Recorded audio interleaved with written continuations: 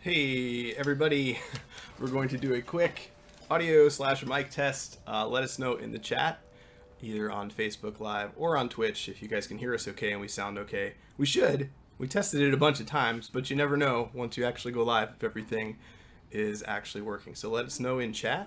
That's right. Hi. If you can hear us. Hey, everybody out there in the internet. Oh, I can't wave with that hand because that's way off the screen. I can wave with this hand. There we go. Hey. There's Maggie saying hi. Hi, Maggie. Hi. Let us know if we sound okay. You guys sound good. Thanks, Maggie. So first, these are our names. I am Ash. Tin Soldier. Hi.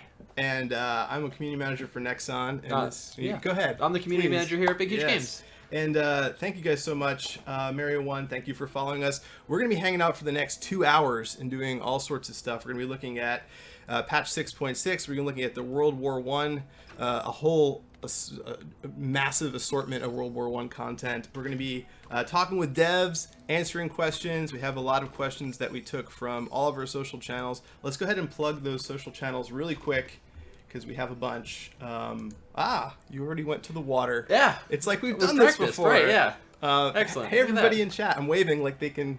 Right, Hello. well, it's part of the fun. Yeah, so our social media channels, thank you guys so much for tuning in. There's a lot of people here. This is great. So you guys can follow us on Twitter, and that's Play DomiNations on Twitter. It's same for Facebook, Play DomiNations on Facebook. We have our official forums, forum.nexonm.com. And of course, the Rally Point, which you can describe a little bit. Yeah, that's a weekly collection of your content, places that you post on Twitter and Facebook, the subreddit, or from YouTube. We take all of the best DomiNations content from across the internet, and we assemble it in one place every week. Yeah. So it's pretty cool, and what we tend to do on our social channels, a lot of you guys follow us there already, but we put out information about sales and events and things a little bit early. So if you're curious about what's about to drop in the game, we tend to be about 48 hours early. So it's a great place to follow, keep in touch with other community members. Another thing I should always point out is your comments are all read. I literally read all of them. So if you think, if you want to say something, constructive criticism is welcome. I read all of them, and then I take all that information, I scoop it up at the end of the week, and I distribute it to members of the dev team and people all over the place. So I want to thank you guys for all of your comments. And constructive criticism, like I said, is completely warranted and completely welcome. So send that all the time. Doesn't matter. I read it all. Doesn't hurt my feelings. It's all good. So good stuff. So what else is going to be happening on this stream? On this stream, we've got some very special guests. We do. We have special guests. Why don't you introduce yourself? Hi, I'm Joe Grubb. I've been talking to some of you in the forums. Go by the handle of Mewit. I'm the lead designer here at Big Huge Games. Joined about 5 months ago, and started playing DomiNations earlier in the year, and it's been a blast. Well, we sincerely thank you for. And you have a very busy schedule with the game, so we want to thank you for coming and hanging out. You did sort of an AMA on the forums a little while ago, and we reposted it on Facebook. It got tons and tons of traffic. You were answering lots of questions from the community.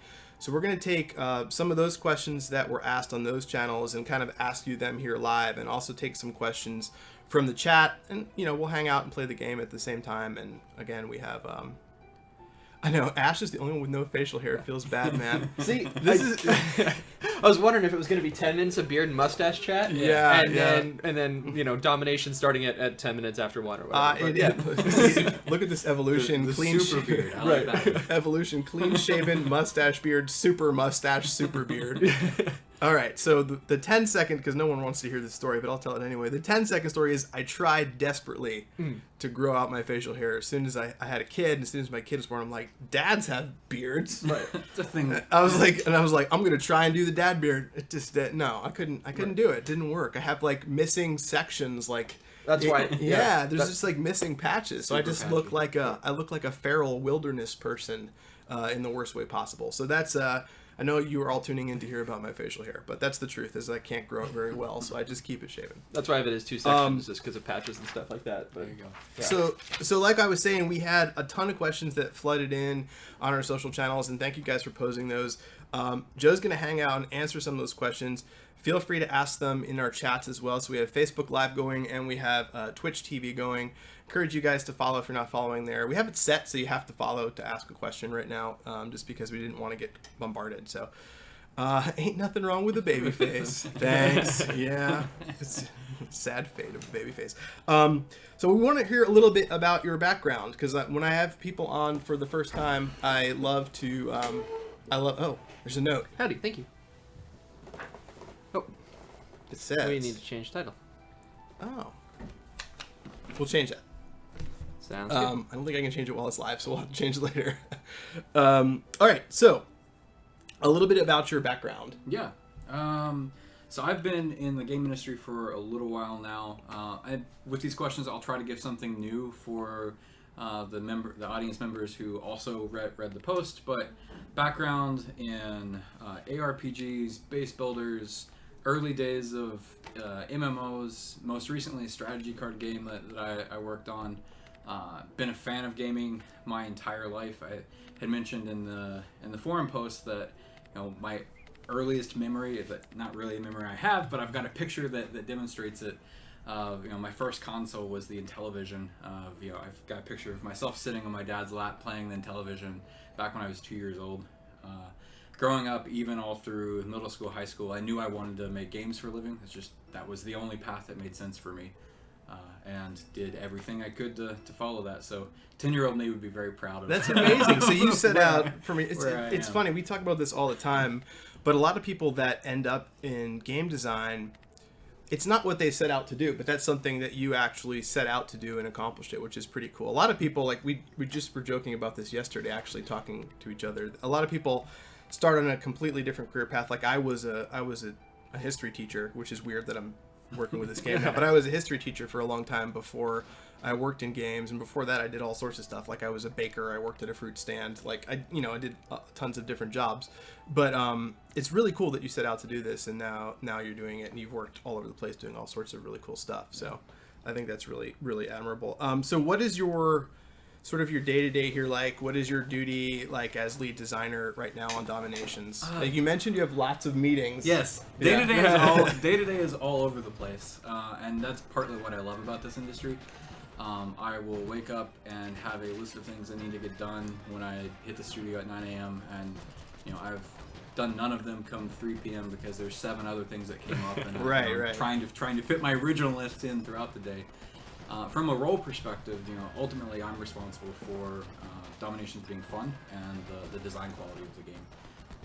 Manage the design team here. We've got a six-member design team for DomiNations, and then a lot of what I do is that sort of behind the scenes, planning our next roadmaps.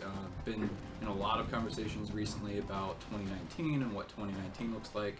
What are the big bets, the big new features that we're going to be chasing? We have a request to lower game sound. I'll do that. I will lower game sound. Thank you guys for troubleshooting for us. Give me 1 second, and then we'll get that game sound lowered a little bit.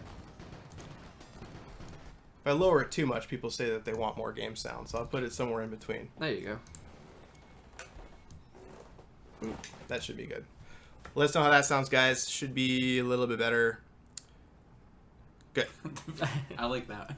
That Good. should be my handle. Good deal. All right, so our levels should be a little bit better now. Let us know. We lowered it quite a bit, so should be okay. Nice.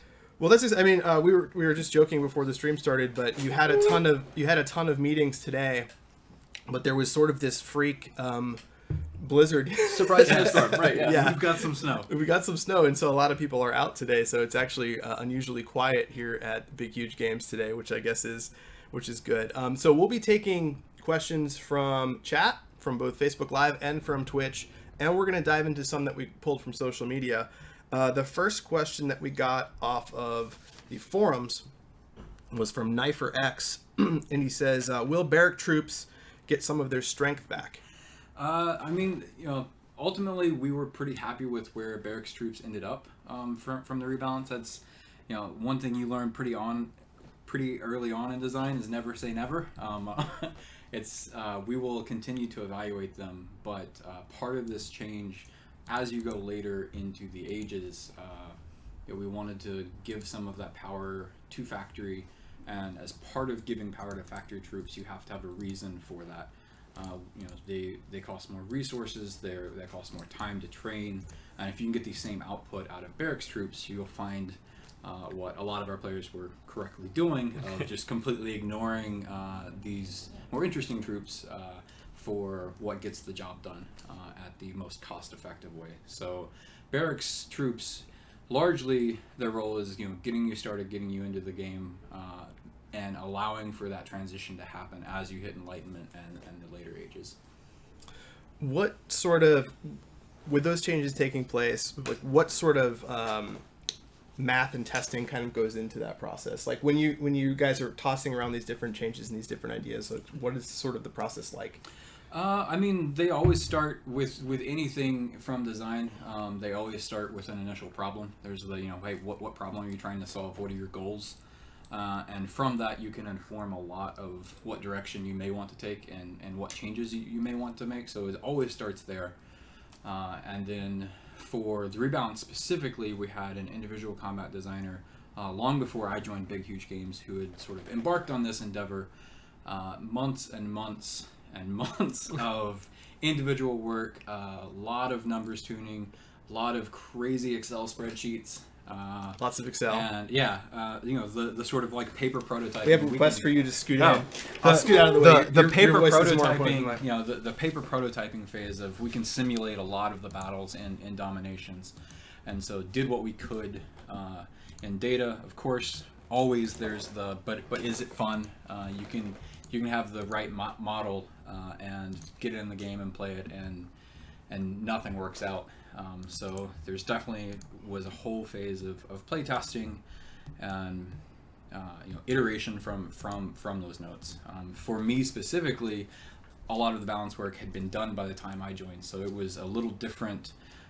Meetings and conversations with the combat designers, going over again what those goals were, what problems we were trying to solve, and then analyzing the combat system from that perspective and from that lens.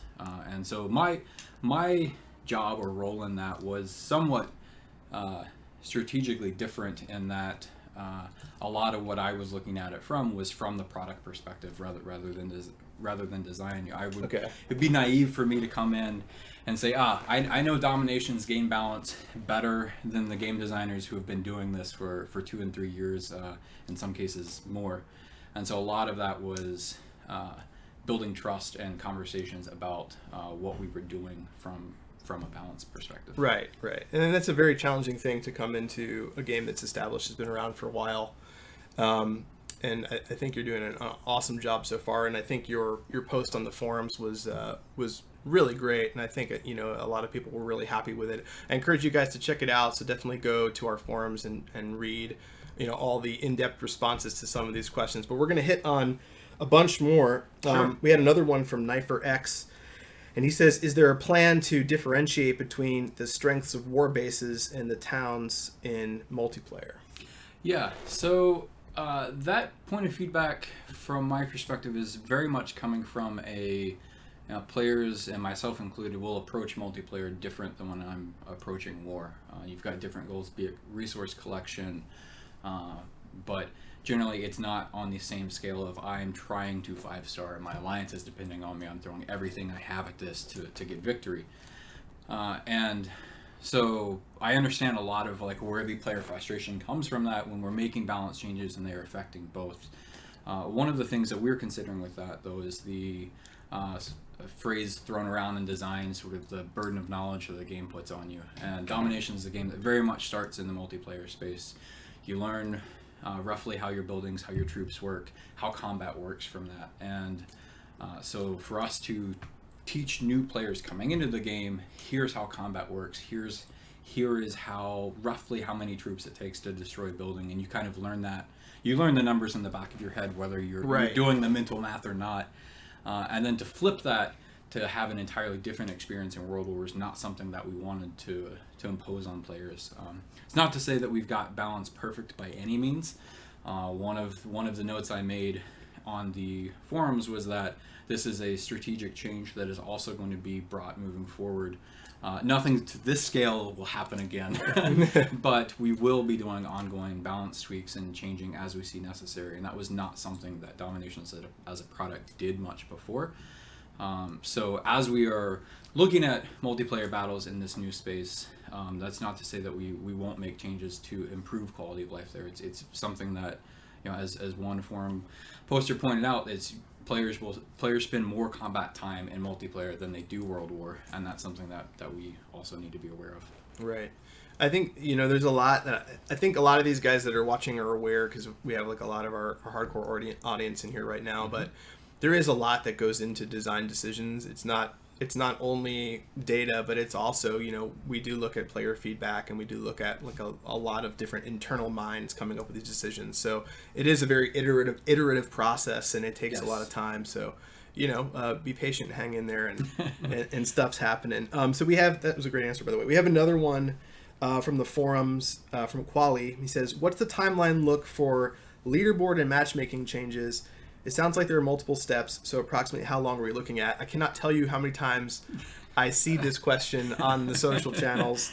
So he's asking timeline for leaderboard and matchmaking changes. So it is something we're going to address. I know when I said that, there were multiple responses that were like, yeah, we'll believe it when we see it. You should still hold your reservations. But I had conversations just this week about the original leaderboard tool going into QA's hands to start validating that it functions as designed. So the stuff that we're doing in that area is going to be multi-stage. We're going to be we're creating a tool that we can run against the current leaderboards. We will be rolling it out before end of year, and the tool is primarily going to be looking at alliances that we deem inactive, so that we can keep the leaderboards in a healthy spot from a competitive perspective. And inactivity I'll go into more later, but it's largely going to be gauged by number of members in the alliance and time since the alliance's last war. So after that initial phase rolls out, the game will essentially be demanding that alliances stay, that you don't just park alliances on the leaderboard anymore with a couple members in them, and you don't sit on the top of leaderboards and then never compete again. You will lose glory moving forward as if you try to use those strategies. So first wave of that is going to hit, like I said, sort of before end of year, with the full matchmaking update coming in the new year. In terms of timelines for that one, we are looking at a few different spaces where we may roll that out from a strategic perspective, but we're not talking, certainly not talking Q4 or anything like that. We are looking to get this system rolled out and changed. And one repeated note of pain that I see from players on the forums has been about sandbagging in multiplayer and wars, and how imbalanced that can, what imbalance fights that can lead to. And so part of the new matchmaking update, that was one of the problems that I did a fair amount of research on. I've built matchmaking structures and systems for games before, not for multi-team based games. So started with a lot of research there of hey, what is possible in terms of analyzing alliances and compositions, and ultimately came up with another lens at which we can apply to matchmaking, to where we can identify sandbagging alliances. We can identify, and not just the extreme cases of extreme sandbagging, but we can identify basically imbalances within alliance compositions and pair them accordingly. The net result of that is going to be, not that we don't allow you to queue with a alliance that has a severe imbalance in composition, but if you do, you will meet other alliances that are also doing that same strategy to even that playing field. Just an overall mindfulness then of the matches you come up against and the alliances you're going to meet, provided that your alliance also is met with a good amount of the thought as well. Awesome. Some comments from the chat. Yeah. We're finally getting some answers from a stream. Clap, clap, clap. Yeah, I figured you guys would be clapping for a few of those answers. We've had so many questions about matchmaking, sandbagging, and such, so it's great that we're able to kind of address it a little bit. Thank you guys for addressing it. Can you please introduce the speaker again for newcomers? We'll introduce ourselves all again one more time. So I'm Ash. I'm one of the community managers at Nexon. Greg, I'm the Tin Soldier. I'm community manager at Big Huge Games. And I'm Joe Grubb, the lead designer here at Big Huge. Yes. hence the reason he can answer all the hard-hitting questions, which is great. So what we're doing right now, if you're just tuning in now, again, let us know how the levels are. It's tricky with the setup that we have, so if we're sounding too light or games too loud, just let us know and we'll adjust accordingly. We are actually going through some of the questions that were posed on our social channels. Joe was cool enough to do an AMA earlier. I want to say it was Monday of this week. Feels like a million years ago because I've been traveling, but on Monday, where he answered a lot of community questions and concerns, and we're kind of going back over those and addressing some of the ones that you guys are posing now on Twitch TV and on Facebook Live. So we're going to hang out. We also had a question on if we've showed off the World War I remembrance, troop tactics, and such yet. No, we're going to be doing that most likely during the second hour. So we'll actually go through each and every one of them, including ones that we haven't really shown off on our social channels or in the game yet. So we're going to show off, I think, almost all of them. Well, I think we've got all of them teed up. Some of them you can get now, such as the Harlem Hellfighters and Big Bertha Army with the Thunder of Cannons event, which just went live, started today. Yeah. So yeah, we'll go over all that in the second half. Yes. And then I see a random Joe Rogan comment. Oh, all right. He's not going to be on the stream, although that'd be great. I would love to have Joe Rogan on the stream, but yes. So let's go on. We have so many of these, and we don't have you for a ton of time because, like you said, you have a million meetings all the time. This one is from Dracula3811 on the forums, and Dracula says, I almost did a terrible Dracula accent, but I opted to not do that at the very last. There's time. There's still time. No, there's not. People already want to drop kick me. Are there going to be any changes to the nations? Right now, the best nation by far is the Germans. I've been a strong advocate for the French until they got nerfed. So, any big nation changes on the horizon? Horizon, sure. Horizon is that can be a potentially longer timeline than certainly than what we're talking about for leaderboards and matchmaking. Nations are something that started paying recent attention to from a balance perspective. The catch with them is, unlike how I was talking about philosophy around troop balancing and building balancing, swapping nations, those, we have to be aware of what we're doing from a meta perspective there. It would be incorrect for us as a development studio to just include them in all of our sweeping balance changes and the balance changes moving forward, of making a new flavor of the month nation every month that we're asking players to then go pay crowns to swap to. I'm not really interested in trying to correct them from that perspective, so when we do address them, I do want more of a permanent solution that is aiming at making nations viable across the board, possibly based on what strategy you like as a player may direct you toward one nation or the other, but it is on the horizon as a thing I'm starting to think about, but certainly no spot on the release schedule yet. And that's something that we've addressed that on past streams. We get that question a lot, and a lot of players suggest something like that. So I think, like you said, nothing on the cards, but it's something that's going to perhaps one day be looked at. So yes. So there you go. That's a great answer. This one is from the server from the forums. The server from the forums, not an actual gentleman's name or a female's name is the server. Says, thank you for reaching out, introducing yourself. Glad to hear the fifth stage rebalance has been shelved and potential solutions to the leaderboard and matchmaking problems. The question is multi-part question, but the second part of the question is, you also commented on what balanced and unbalanced compositions would look like, so that I, as an alliance leader, can plan accordingly. What are some balanced and unbalanced compositions? Yeah, so I talked about this one a little bit. This was one that I responded to on the forums.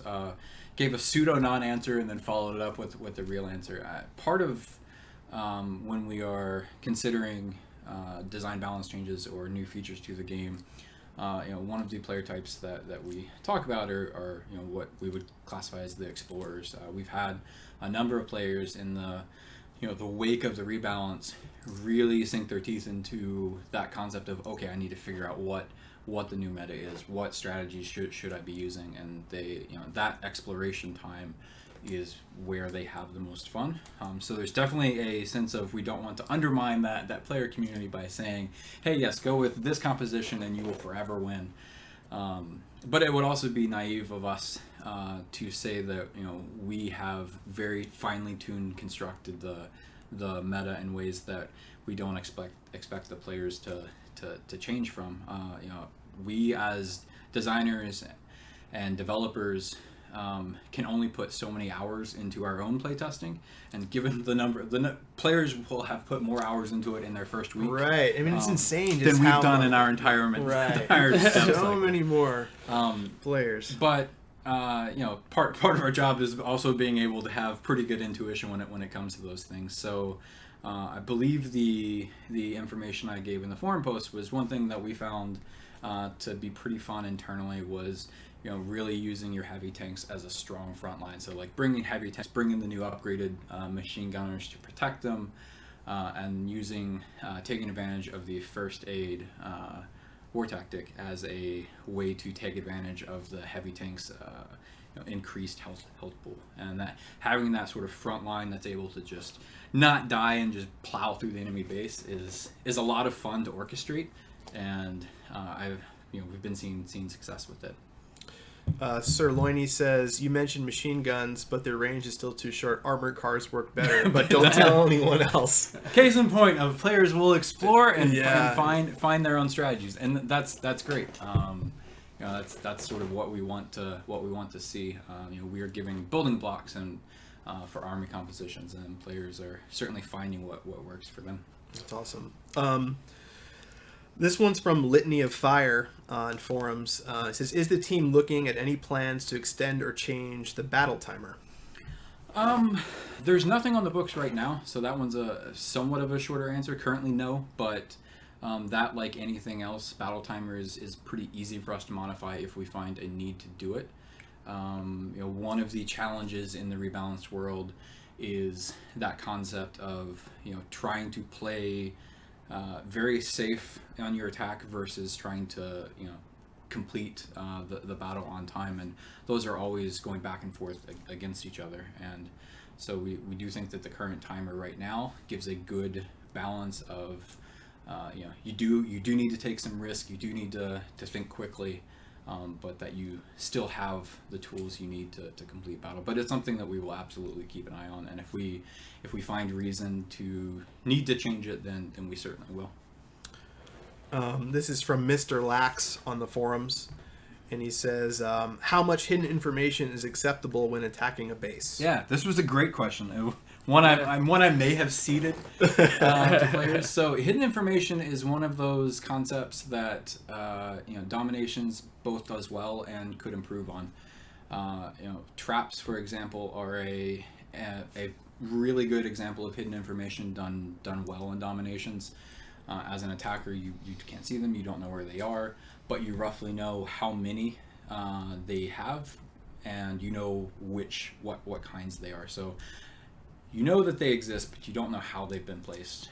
And then if one surprises you, a well-placed trap catches your commandos, and you get that immediate in-game feedback, and you know why, how you got bested there. Right. And so that kind of hidden information is definitely adds to the fun element and engagement of combat. There's other parts that we could certainly improve on, the museum being one of them, and the benefits and bonuses it provides. Joining a battle that against a base composition that looks similar to the one you just previously beat, and losing that one without a lot of indication as to what was different is less fun of an experience for the player. So certainly something that we are trying to be more mindful of. And there's other areas. I think my stronghold question got quite a few responses on the forums. Some players even there of like, no, it's part of your strategy and skill to be able to react to the stronghold. One of the questions I posed was, would it be valuable to know how many troop tactics are hidden? And that's an area where we can definitely play with hidden information. We can give you some information. We could give you all of the information. Whether like the quality of the troop tactic it's containing will certainly play into your decision making. but that's an area where if we can set you up for understanding, hey, something's going to happen here, now you have to be able to deal with the outcome. That's very different from something may or may not happen at all. Yeah. I see lots of suggestions and obviously tons of comments in the chat. And Scout's Honor, all of this is archived. So the Twitch chat is archived, and we go through and pull out great questions and comments and concerns and make a list of them and make note of them. It's one of the great things about surfacing some of these things as well, is you get somebody who says, oh, wonders is an issue, and I think we should talk more about wonders, and somebody else says, oh, defense is something we should talk about, or army composition, or like. I think everybody's got their little passion project, and I think Joe's going to do a great job at looking at everything and trying to make sure that it all remains fun, and all works together as a large system. Scout's Honor. I know that. Well, the other thing is, one of the other questions we got from time to time is, why did we do the rebalance in so many stages? And it just would have been, in my opinion, too many switches to throw all at once. We would have had no idea what works or what didn't work, and would have been total chaos to give you overnight to be like, here, everything is now different. So it was sort of a planned change bump from step to step to step.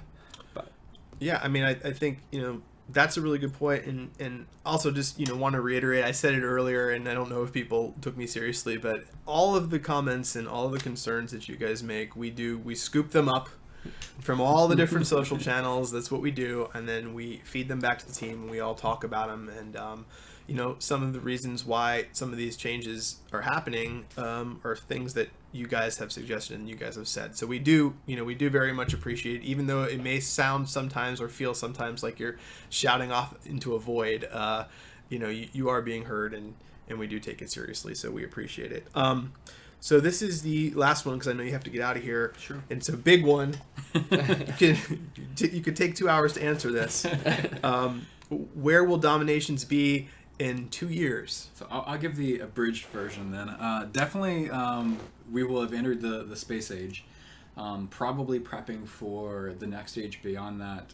One of the things I highlighted in my introduction post was that there is coming a point where we may need to slow down in terms of age release. It may not make sense to do one every year. Maybe we start shifting into a year and a half or so. So we'll definitely be in the space age. Internally be very much underway for the age after that. What's the age at? Because it's going to get right.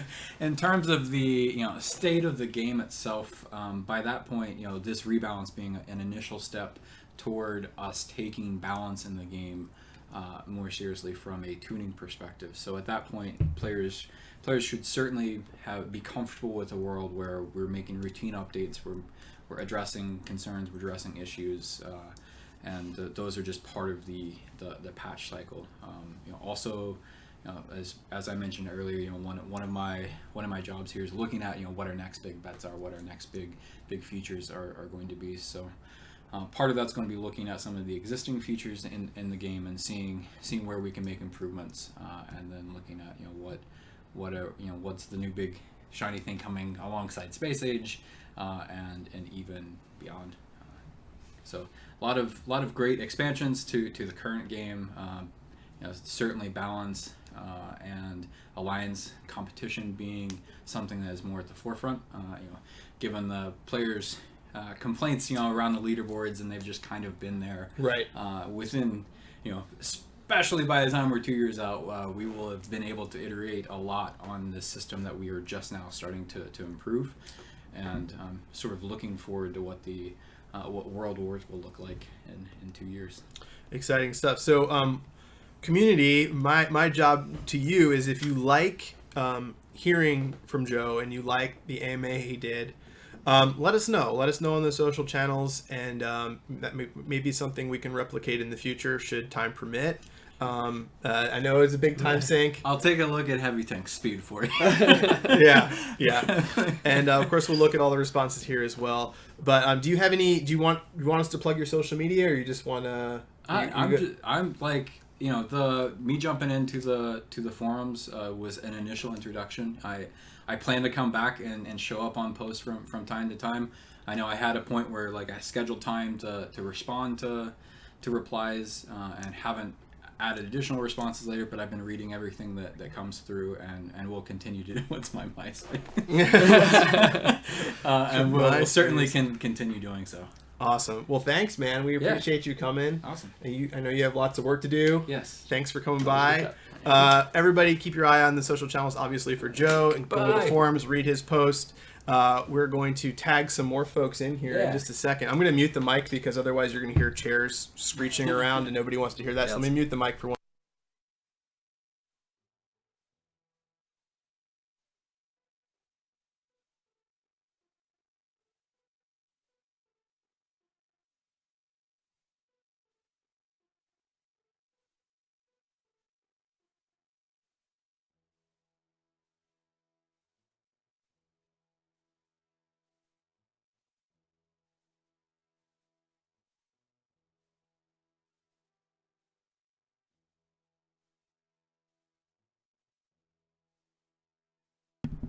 Hey, we're back from the non-break. We've all agreed to use louder voices. So that was awesome of Joe. He had a limited time because he's obviously working on a lot. I do encourage you guys to head to the forums and read his post. I already said that already. I'm going to go ahead and splash that up here real quick. And in the future, if you like, posts like that, the one that Joe gave on the forums with tons of information where you can sort of ask questions, that might be something we can replicate. If we find that you guys like it a whole lot, then we'll go on and try and do more of those. And I think that would be pretty awesome. So I see lots of comments here. So we have some new guests. Yay! All right, why don't you guys go ahead and introduce yourselves? I'll get out of the way here. Sure. I'm Amanda. I do quality assurance for DomiNations every day. Very nice. Yeah. I'm Sean Mason. I'm a game designer on DomiNations. Awesome.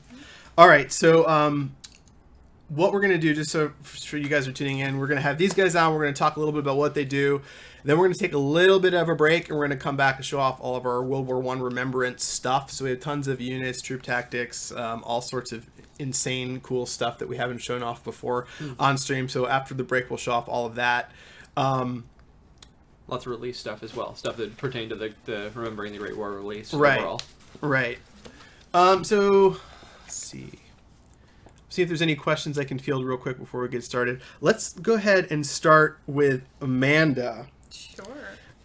You were gonna be on this stream a couple times, I was. and then some assurance had to be qualityed. Yes, we had to make sure that everything was Yeah. qualityly assured. Quality. So let's tell us a little bit about your background and sort of how Yeah. you got to come to work here and such.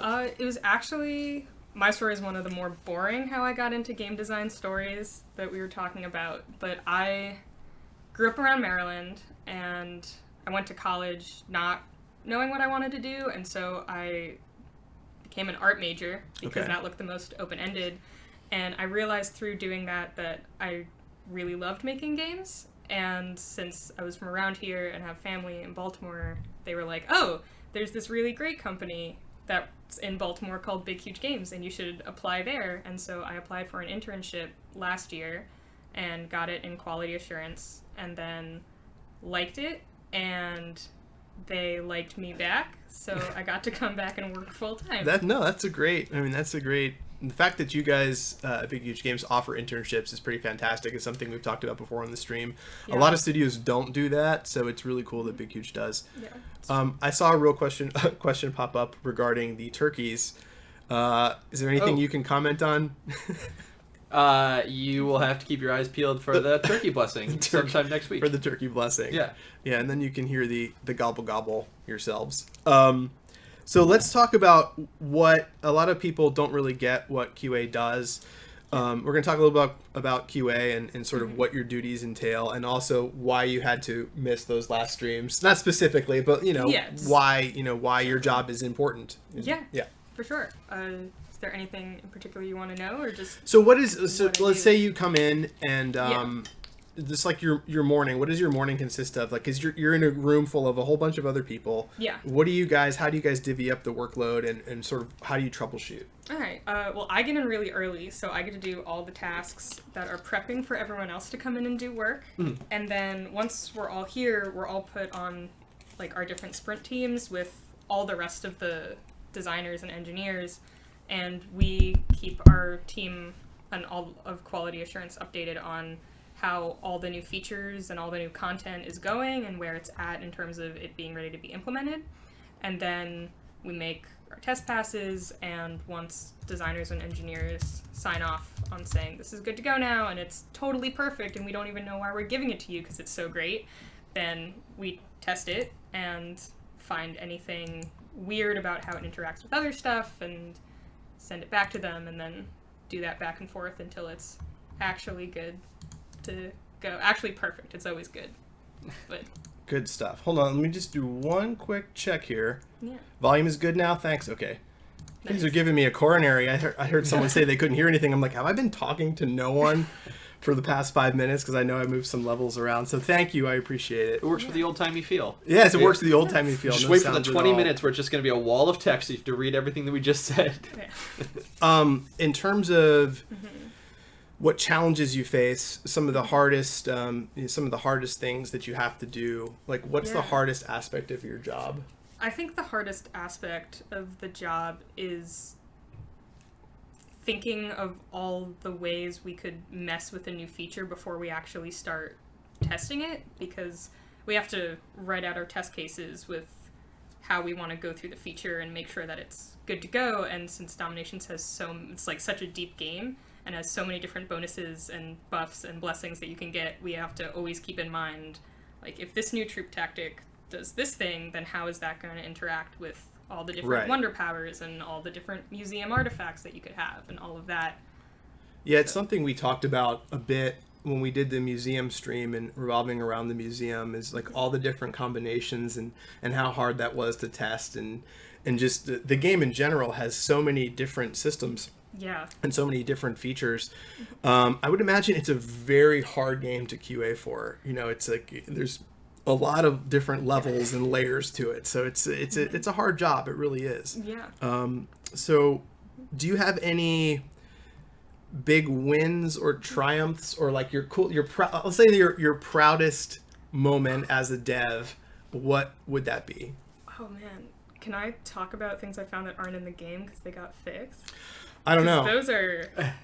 Those are some of what makes me happy. Is when I Sure, find yeah, sure. something weird. What did you prevent from going out the door? There was this one bug where if a user had a villa and then switched between being China and not being China, their citizen count would just keep going up and up and up until they hard reset, but they could use those citizens and they'd still be working. And the game functioned fine, but you could have 200 citizens at once, and that was a lot of fun to see if I could actually make it to scratch. They're and it trying did. that right now, by the way. Yeah, They're it doesn't work anymore when you fix it. Right, and But- so part of it is thinking about all those edge cases and all the ways, Yeah. like when we do introduce more citizens, like how do we make sure that it's not completely exploited, or that doesn't completely then fall to CS to go in and fix everybody's accounts individually. Yeah, Yeah, so it's That'd a be whole pretty bad. it's a whole team effort up and down the ladder. Maggie says, maybe bring that bug back? Maybe not. And so the last question I love to ask developers, what advice do you have for someone that may want to go into QA or into dev in general? I think be really good at communicating is something that I think is invaluable to anyone who wants, like, team settings in general, but especially for quality assurance, because you have to make sure that you're writing all your bugs with steps that are easy for the devs to follow, because if you just put down, this thing breaks like this, and then the engineer has to figure out exactly how to make that happen, that just takes even more time Right. than if you can say, like, here are the 10 exact steps you need in order to find what's wrong. Right. TCE Jorptical says, wish the stream wasn't laggy for me at work. There's good news and bad news. Well, the bad news is lag is likely on your end, because everything looks like it's fine on our end. But the good news is as soon as the stream's over, it's available in its entirety on Facebook Live, and then it'll be available on Twitch really soon after that, so you can watch it there, and then it'll be available on YouTube likely tomorrow. So there's lots of different places you can go back and watch it if you're experiencing any sort of latency issues or lag or what have you. We are in the middle of like a weird snow thing, Yeah. so it could be that. I don't know. It's a miracle we're here at all. I know. I don't know if we're getting home. We may have a slumber party. I woke up this morning and it looked fine, so I was like, oh, it can't be that bad. I bet they just closed schools as a precaution. And then as soon as I got into work, it was snowing, and I was like, oh. Yeah. I may be calling my family and being like, I'm not coming home anytime soon. So thank you so much. Yeah. We appreciate it. And you're welcome to come back and hang out with us anytime. Yeah. Sean, What's up? welcome. Thank you. Thank you for having me. Thanks. Yay. Thanks for coming. So what do you do here? I am a game designer, and basically that means a lot of different things. I work on content, systems, UX, UI, and writing historical text primarily. That's exciting. So you get to do all the fun research and dig into all the stuff, and Yep. that's really fun. Are there any, we didn't talk about this, so I'm just going to put you on the spot. Are there any things that you were particularly fond of finding out and adding to the game, like any particular units or things that you were just so glad you were able to get in there? Absolutely. Miyamoto Musashi is one of my favorite historical figures. Oh, awesome. And when I joined the team, I had the opportunity to design a general, Miyamoto Musashi, who's just absolutely so much fun. He's one of the best duelists in the game. If you guys haven't tried him out yet, if you had the opportunity, do so. He was a Summer for the Ages? Yes. Okay. Yeah, I remember when he came out for the Summer, I was like, ooh, he's super cool. So Musashi, huh? He was great. Any others? Any others that pop into your mind? Gosh, Ferdinand Fotch for the World War I event is going to be a lot of fun. He definitely provides something that's novel to the game with his new aura mechanic. He will buff the damage of troops that are nearby and will really allow you guys to push through heavy defenses. And I'm really excited for that one. Very cool. So we get lots of questions regarding new features and things like the rebalance in the museum. So what were some of the challenges? We'll start with the museum and then we'll switch over to the rebalance. But what were some of the challenges that you faced when designing new features like the museum? Like, so what was difficult about it? The most challenging thing about the museum was that it's such a large system. I worked on the Fatui for that, and delivering a Fatui that clearly communicates. Some people might not know what Fatui is. That's a good question. So yeah, so if you know what Fatui is, say it in chat. But what is a Fatui? Sure. So sort of the first time user experience. Right. So your experience with Pompous sort of guiding you through the museum and that system as a whole. It's such a large system. Developing sort of the first time user experience for something like that can be very challenging because there's so many little details that we could cover, but we also want to be concise enough that you guys can jump in and start having fun with it. So I'd say that's probably one of the biggest challenges I've had so far working on features here. So obviously the rebalance, we get questions about the rebalance all the time. Rebalance has been put on hold. More information about that in the future. But what was some of the challenge with the rebalance specifically? So one thing that I feel is really challenging about the rebalance is that we want to provide the most fun, awesome experience for you guys. But that also means that we have to change some things that you guys may have liked before or were used to. So we have to be very careful about that, and we do a lot of play testing, we have a lot of discussions, and we think very deeply about how we can improve the health of the game and provide a gameplay experiences that sort of promotes interesting decision making. So we want you guys to be theory crafting, and we want various arming compositions to be viable, so that there always isn't just one best choice when you're approaching combat. And that's one of the things that we touched on in a prior stream as well, is since the game is always changing and is an iterative process. I can never say that word. It's an iterative process. Players are very used to playing a certain way, and with these changes, it was jarring for a lot of players. And it's something we're aware of. I promise you, we are reading social channels. We're reading all your posts. We it's very important to us, and it's something that's going to be and we continue to be looked at over the lifespan of the game. It's just something that's going to be happening. So I want to know about a little bit about your advice for people that actually wanted to get into design. So how did you get here, and Sure. and then how do people follow in your footsteps? Sure. Because honestly, a lot of people, the ultimate dream for a lot of like video game people is to make a video game. And video games are made by hundreds and hundreds of people. They all do different things. Yep. It's very collaborative. But you have the job, I think, that a lot of people really want, where you get to be like, oh, this is the unit and that I want to do this, and then you talk with other people, and that happens. So how did you get there, and how do other people get there? Sure, that's a really long story. I'll try to give you guys a concise version of that. But basically, at a young age, I decided that the game industry was something I wanted to join. I loved playing games like Final Fantasy X, Warcraft 3, Chrono Trigger, and all great games. I loved music and film, and I felt like games sort of like combined all of these different types of media into sort of one form. Absolutely. From there, I decided I wanted to go to college study game design. So I went to George Mason University in DC, studied game design there. I did several internships. I then ended up working for a company called Planet 3, which is a partner with National Geographic. After spending about a year there, I met Tim Train, and I ended up joining Big Huge Games as a game designer. Wow, that's awesome. Congratulations. That's very cool. Advice you have any advice for other people that might want to get into game design? Because like we said already on the stream once, I'm going to repeat myself because that's what I do. Nobody has the same story. Some people start out as an intern. Some people go to school for it and get lucky and do it.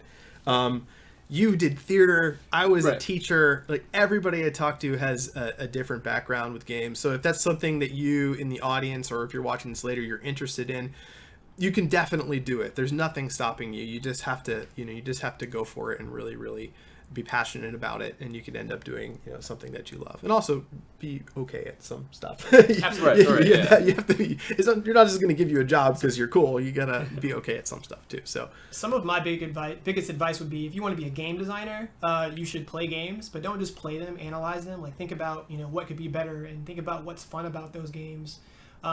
Also, there's a lot of books on game design that are out there, like The Art of Game Design, A Book of Lenses, and A Theory of Fun, that are really going to help teach you some of the fundamentals of game design. And then also, most importantly, make games, whether it's digital or it's analog. Like, make games. If you can't code, you can make board games.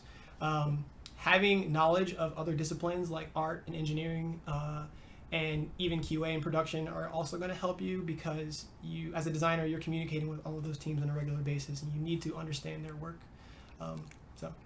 Yeah, when you say play games, that's something that we even do at this office. You look at them almost like book reports, sort of, where you like play a game and you study it, and then you share your findings with the rest of the team, and that can sort of help inform you as a better designer. Absolutely. And so I thought that was something really special that Big Huge has done since I joined the team, and noticed that. So I see Joel Fitzpatrick is in the Facebook comments. He comments on literally every Facebook post. So hi, Joel. It's good to see you. Good stuff. I'm seeing lots of familiar names and lots of familiar handles here, so it's really cool. So we're going to wrap things up for this first little block here, and we're going to be back, and we're going to show off all sorts of community stuff. We're going to also look at all of the World War I remembrance units and some things coming up, maybe some hints and teases of what's coming up in the future. I think we can do that. Yeah, a little bit of teases. But thank you guys so much for hanging out. Thanks And for having me. again, of course, you're welcome to come hang out anytime. Come see us. Just drop by when we're streaming, flip a desk, do whatever you want. Really quick, I'll do a little quick social plug.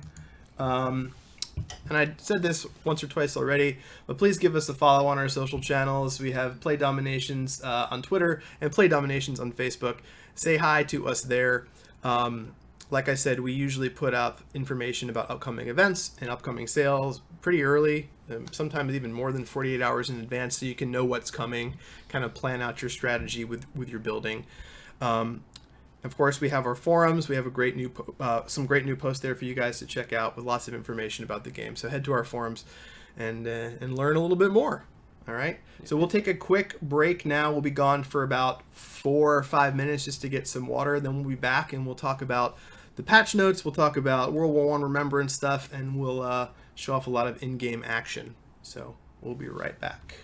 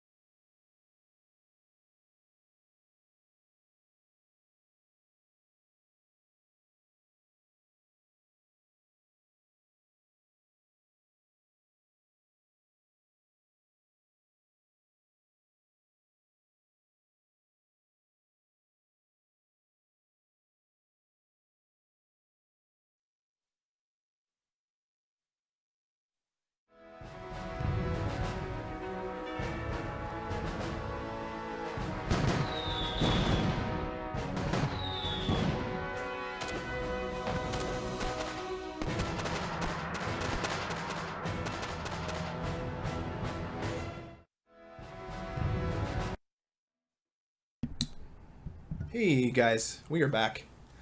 How's everybody doing?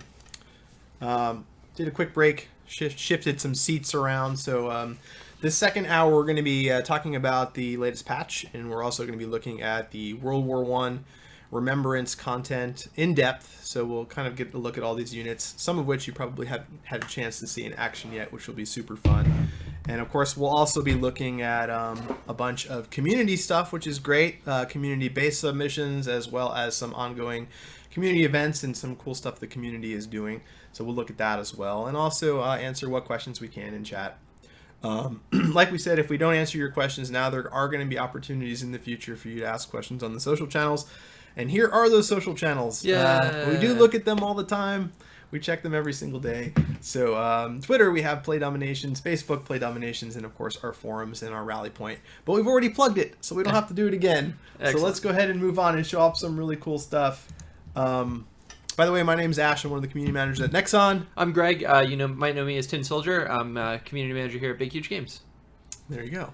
So what are we looking at first, man? I'm going to start in the Stronghold because Sean had mentioned Ferdinand Fotch, and he is going to be one of the new units.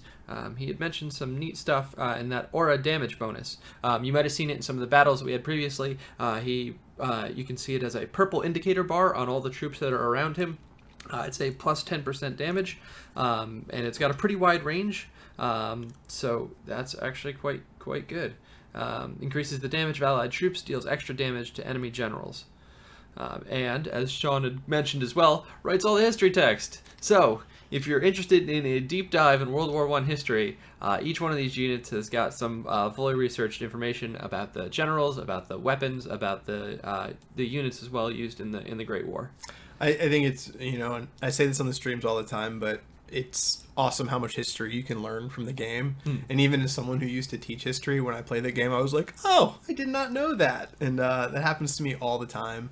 I love, when I was first studying about World War I a long time ago, I loved hearing the stories of the early days of the war and how quickly people thought the war was going to be over and how quickly tactics changed. There's all these stories about the French, in their blue uniforms, all spit shined, and then all of a sudden there's machine guns, and then everything is different, and everyone reacts differently. Really shocking, and we'll talk a little bit more about history, I think, later on. For you history nerds, we'll dive into that a little bit. But so here's Ferdinand Fotch. Yep. So we'll add him to our army. We're also going to add the Harlem Hellfighters. They are available now in the Thunder of Cannons event. They were a U.S.-based group, and they're good shooters. They are target enemy foot troops. They're vulnerable to cavalry. They've got high mobility, high attack speed, and deal 4-time damage versus defenders. As you know, that the Thunder of Cannons challenge is to destroy defenders, so as soon as you get this first one unlocked, you might want to bring those into battle, at least the first troop tactic right away, right? And then you can help yourself progress through the battle there. So and in the final stage, you end up unlocking Big Bertha, correct? That's right. So let's do 2 of these guys, and then we'll clear one more space, actually. We have the Night Witches still. Get rid of those guys, and then let's get Big Bertha. We'll get to recent. Yeah, you might have seen me play with Big Bertha before. Let's find a little bit more about Big Bertha. We can either look at there, or, as you've noticed, the Thunder of Cannon. I want to go back to this art, because this art is so good. I love it. For all of the splashes, all the art is so good. It's one of my favorite things to share on social, because you only get a small snippet as you see it in game, but on the social channels we get to blow it up and show it a real size, and yeah, it's some fantastic stuff. They even did this as the motion graphic, right? As we saw before, he's got his arm raised and the cannon fires and all the other. I'm gonna go ahead and play it while we're talking. Awesome, because it's short. Why not? Yeah. I'll just show off again. Boom! Yeah. Really cool. Thunder of Cannons. Yeah. So this is the event going on right now. It's pretty awesome. And Big Bertha, I think it was named after the heiress to one of Germany's main arms manufacturers at the time. So she was the young heiress to this Bertha Krupp. There you go. There you go. Absolutely. My memory is all hazy from those old teaching days, but I still remember some stuff. Right. Well, it's nice to back it up. It's like, you have that inkling of history. You're like, oh, I remember some of this, and then you re-encounter it here, and you're like, oh yeah, these are all the details, and this is like, yeah, the more you read into it, the more you dig into it, the more it pieces together in your own memory. Well, I think the thing that's always fantastic about the game and in history in general is there's so many tiny little stories that all sound like they have to be fiction, because how could anything like that ever happen? Yeah. And World War One in general is it's a series of those insane stories, and it's a miracle that anybody survived the conflict to ever tell them, because it was so brutal and so crazy. So Right. Really, really interesting stuff. And of course, cannons like Big Bertha were terrifying. And I think I read when I was looking through some information about World War One a few weeks back, there were some cannons that were designed that could shoot like over 70 miles. Oh, wow. And they shot, I mean, this is World War One cannons. They shot so far that you couldn't actually hear the cannon blast. And so the shells would land, and the folks getting shelled had no idea where the shells were coming from. Wow. They thought they were being dropped by dirigibles because they couldn't hear the cannon blasts, because they could shoot from such a far range, which has got to just be terrifying. So. Oh, man. Yeah, so we can take these guys. Let's go into battle against this base that we've been looking at for a little while.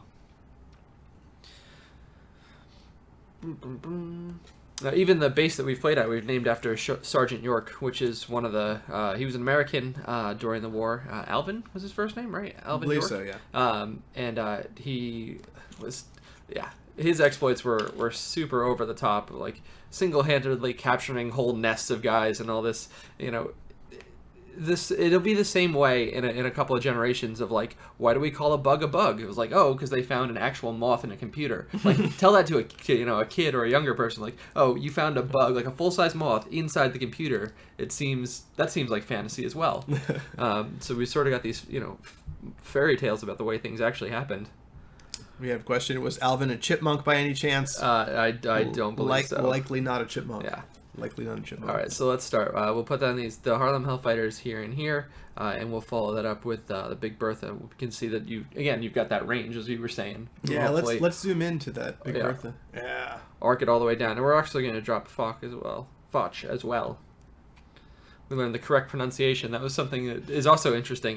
We had some comments on that. As soon as he said Fotch's name, it was like, oh, that's how you say it. And I was like, can you say it the right way? I was like, I know what they're trying to get us to say. Yeah.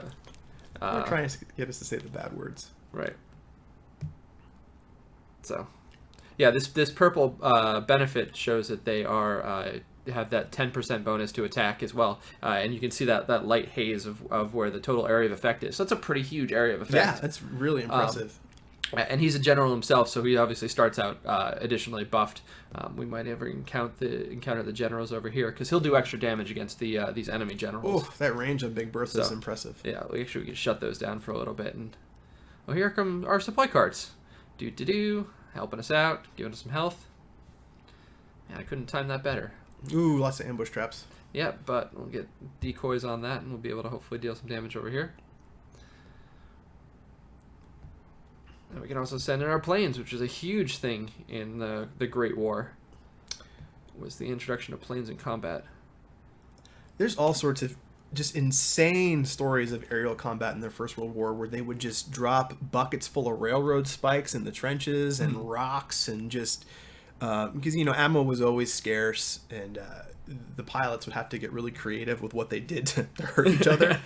So just crazy stuff. Turd Ferguson says, you pronounce it as a sh sound. We believe so. Yeah. We try. I'll tell you, the hardest thing about being a world history teacher was trying your hardest to pronounce things the right way. Because you didn't, and since you were teaching world history and you taught literally about, every civilization out there, it was a constant research and constant going on Google and playing sounds to make sure you get the pronunciation right. It's really, really hard. Guys, can you read the questions and notes here? Yes, absolutely. So one of the things, like I said, we did earlier when Joe was on, we really do go back and look at Twitch chat, and we look at everything posed on the social channels as well.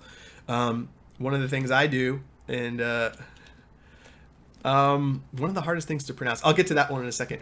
But yeah, we do read everything, I promise. And one of the things I do every week is I gather up a bunch of community questions and comments and concerns, and I scoop them up all together and I show them to the team. So really, that is something that happens. And so I appreciate, all the questions and comments.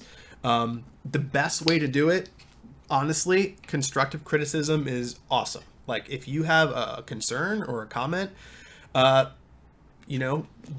say it. You don't even have to say it nicely, but just be articulate about things that you want to see changed or things that you like and things that you don't like. I will scoop that up. Like I tend to avoid like not nice stuff in life, so that's it. So the hardest thing to pronounce. What was the hardest thing to pronounce? There was one of the Mongols. I want to say it was Genghis Khan's aunt, maybe niece, aunt. I don't remember where she was in his bloodline now. I think it might have been Kublai Khan's aunt. But anyway, it's Sorhagtani Beki is the name of this Mongol. She was a Mongol warrior and helped raise Kublai Khan, if my memory serves. Again, it's been many, many years, but Sorhagtani Beki was a really hard one, because if you look at how Sorhagtani Beki is spelled on paper, it's spelled in a different sort of way than what I'm used to reading. So I struggled with this one. Ah, yes, we struggled with that one last time. Yeah. Arbalastier.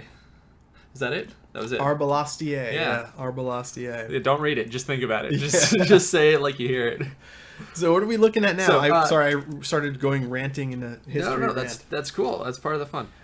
We are gonna look at. We talked about aerial aces like a little bit. So the new one that we have is Captain Rickenbacker. He was an American pilot. Was our World War I ace. And to be an ace, I guess depended from one country to the next, but generally is a minimum of 5 kills to be an ace pilot. 5 confirmed kills. And Eddie Rickenbacker had 26 aerial victories throughout his career. So he's one of the few one of these guys that, if memory serves, lived a pretty long life. I was just reading about Red Baron the other day, and Red Baron didn't make it through the war, but he had famously on his last mission, because he didn't make it, he was shot through the lungs and through the heart and still managed to land his plane. So the Red Baron's plane was intact. And then all these relic hunters got together and broke up his plane and sold the different parts away. So there was no intact Red Baron plane, which there should have been, because he didn't even crash it when he got shot through the heart. Right. Which is crazy. But again, like we were saying, history is just so filled with these amazing, amazing stories that when you see them on paper, you're like, how did anyone ever live through this? Or how did that ever really happen? But it did. So. Yeah, so we can take these guys into battle. Actually, let's swap out all of our tactics as well. We've got other generals. We have got Pershing. But we can look at Pershing real quick. General of the armies rides into combat with his Enfield rifle, summoning brave range infantrymen to fight by his side. General Joseph Pershing, United States officer during World War I. So we'll add Pershing as well. And I think we've got a couple of special things planned for Pershing as well in the museum and a couple other places. So yeah, make sure you read the patch notes. Make sure you read all over the place. We've tried to sprinkle a lot of the hints on what the rest of the World War I stuff is. You can expect to see throughout the month. So yeah, this is a quick hint. So we'll add Pershing. Keeping Bertha. Martin Max King, thank you for following us. We appreciate it. Awesome. And do you have a tank preference? Do you want the Whippets or the A7Vs? Let's do the A7Vs. Okay, so we'll swap those out for Big Bertha. I would say that this would probably be the worst job in the First World War. What, is being tank? in a tank. Yeah. Just from everything I've ever read about it, it was cramped. It wasn't really designed really to have people in it. It was impossibly hot inside. You couldn't really see. You couldn't really breathe. You're more or less suffocating. You were the target crossing no man's land. Everything was aiming at you. One of the neat things is we have that as a artifact, the tank masks. The British had a specific mask that was designed to cover your face, so that way nothing like ricocheted off and hit you and actually covered your mouth. Apparently they were also hot as well to wear, so they were more worn around the neck, but they were such a status symbol for bravery and for valor for these guys. So they're more excited to wear them almost around their neck than anything else. All right, so let's take these guys Pretty crazy. into the battle. Yeah. So I'll say this: anytime there's questions that are being posed that can't be answered, it's because a lot of times there are things going on behind the scenes. There's things in the works in the game is currently being developed and changed. So there's a lot of things that we can't answer because changes are being made, or changes may not being made. But it's just something that we're not able to discuss right now. So don't try and think we're skirting things, because we're not. We want to answer as much as we can, and we think if you missed the first I think hour, we answered a ton of questions, really hard-hitting community questions as well, and there's more answers to those on the forums, and there'll be more in the future. So we appreciate it. Nice. All right, so we've got some of our main army there started. Let's distract those guys for a little while. Let's send in the A7Vs and Pershing together. All right, so the A7V wallops quite a punch. I think it moves a little slower. Pershing again is a general as well, so he comes with that those additional bonuses. We can provide some plain support for them. We've got Eddie Rickenbacker, and we added the Red Baron. We've had the Red Baron in the game for a little while now, but the fun part about human history is we get to pull it back all That's in. right. That's sort of why as well we're playing at an industrial age base. It's because we felt that's really the World War I era, so we wanted to have that whole look and feel. And we're in black and white. I don't know if you noticed, but yeah. Part of the fun. I think they noticed. Yeah. So, all right, look at them there, taking that out. We're doing quite well. All right, so as you just noticed, the tank got destroyed, and it put out all of the guys from the tank. So if you wind up in a good spot, if you're just fighting defenders with that, unfortunately we were hit with the mortar there, but if you're fighting against single defenders, it'll take out the tank will explode, and then it'll deploy a whole bunch of foot soldiers as well, so that way you're not totally flat-footed, as it were. I love that mechanic. I almost feel like we have to show that off again. Yeah. Because I think that is such a cool mechanic. Yeah. Well, that's the difficult part, is I'm talking to you and I'm looking at this and I'm trying to touch the screen. So. Oh, so I got a question from Quail Sheepdog. Yes. What hard-hitting questions got answered earlier? And I'll quickly, just while you're playing through. So we talked about barrack troops. We talked about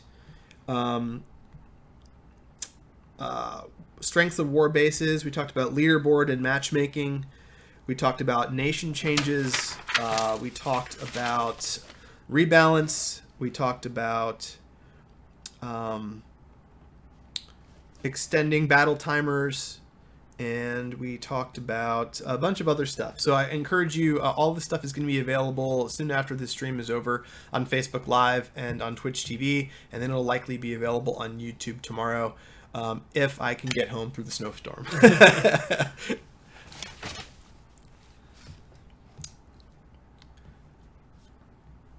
Hooky U says, if it's such a cool mechanic, add it to the fort with a lot of exclamation points.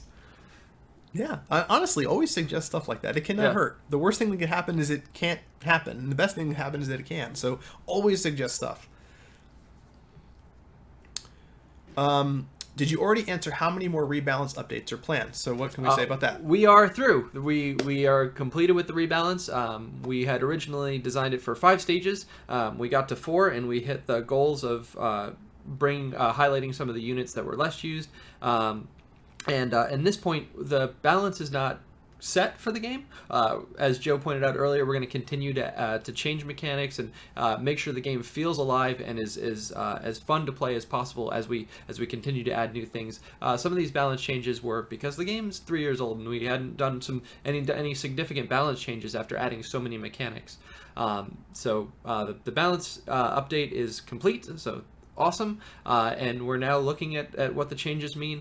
Joe had also talked about the next thing that we can look at is world matchmaking and leaderboard and looking to the future DomiNations as well. Right.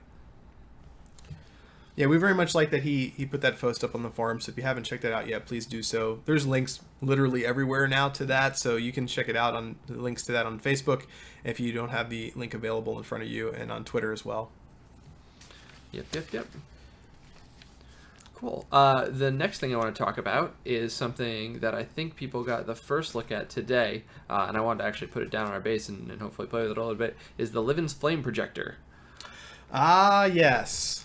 Can I hit the button Yeah, and, go ahead. and show it off? All right, here we go.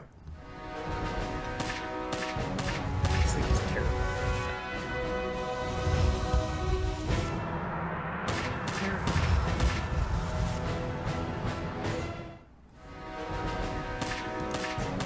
Short little clip.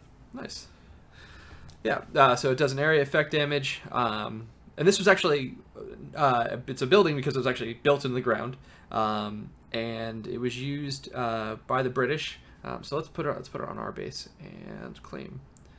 All right, it'll ask us if we want to replace a building. Yes, we want to replace the building. So we got Livens Flame Projector, and we can put it down here. And there, that's fine. That bad boy. All right, 22 damage a second. This is again an industrial age as well, so damage over time is the real thing. So let's get this challenge added.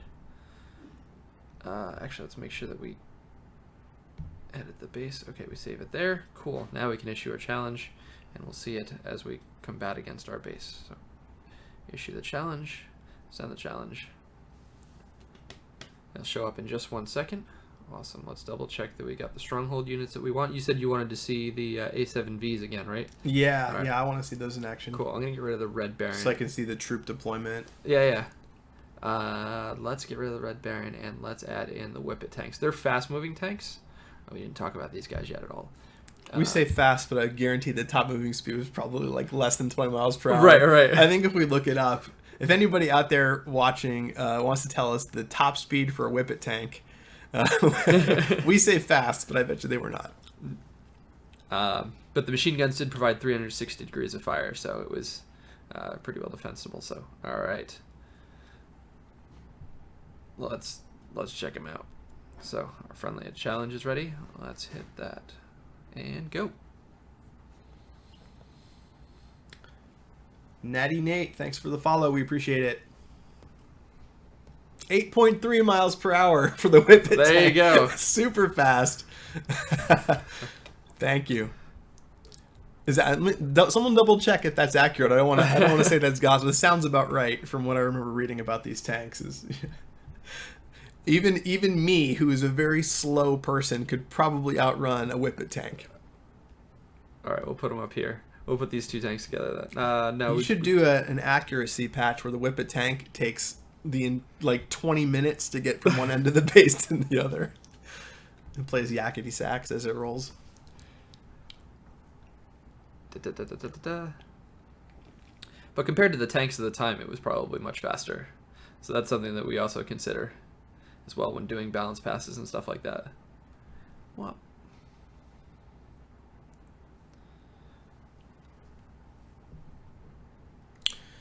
For the Space Age release, will there be dev server access? How can I participate in that? I don't think we're ready to talk about timeline really on Space Age yet. I know Joe mentioned that it's definitely in the cards, but right now there's no real dev server access or any sort of early release for things of that nature. I would definitely say if you really want to get involved, just keep hitting us up on community channels and we'll do what we can to get you involved. And that's one thing, while Tin is playing here and showing these guys off, if you're doing something DomiNations related, definitely let us know. Oh, absolutely. Yeah, and please let us know, either on the forums or on Facebook or on Twitter. Like I said, we do read everything, so show us what you do. We want to see your videos and your art and all that fun stuff, and we'll do our best to help promote it. Here's some Whippet information. Oh, okay. Weighed 15 tons, a top speed of 8.3 miles per hour, which is wild. Its predecessors weighed 30 to 36 tons. Oof. With a top speed of 2.5 to 4.7 miles per hour. So it was much faster. Yeah, there you go.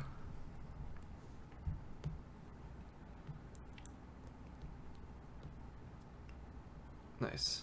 And then we've got all of our tanks there moving together. We've got some of our so we've got our machine gun guys, and they seem to support the tanks really well.